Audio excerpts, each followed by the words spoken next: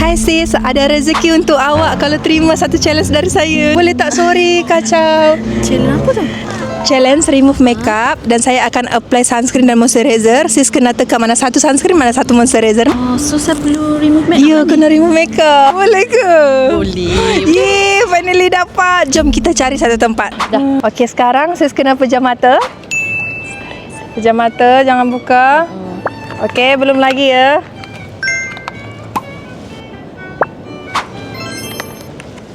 Dah boleh buka mata dan boleh rasa mana satu sunscreen, mana satu moisturizer. Boleh apply. Saya Mana rasa kan mana satu sunscreen, mana satu sebelah ni moisturizer. sunscreen. Sebabnya sebelah ni dia lebih Sure, tak nak tukar. Nanti tak dapat hadiah. pasti sebelah Pasti. ni. Sebabnya sebelah ni Yes, betul. Kenapa boleh tahu?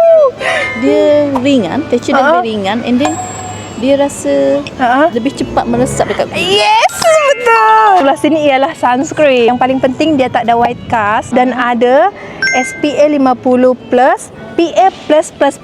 Cuaca panas sekarang ni memang best pakai sunscreen Aqua Fresh daripada Beauty of Joseon ni. Sebab sis teka betul RM100 untuk awak dan sunscreen Aqua Fresh Beauty of Joseon ni untuk awak juga. Terima kasih. Kalau korang nak juga jangan lupa tekan bakul kuning sebab beli 1 + 1. Tapi tak tahu ada lagi ke tidak, cepat korang tekan bakul kuning sekarang.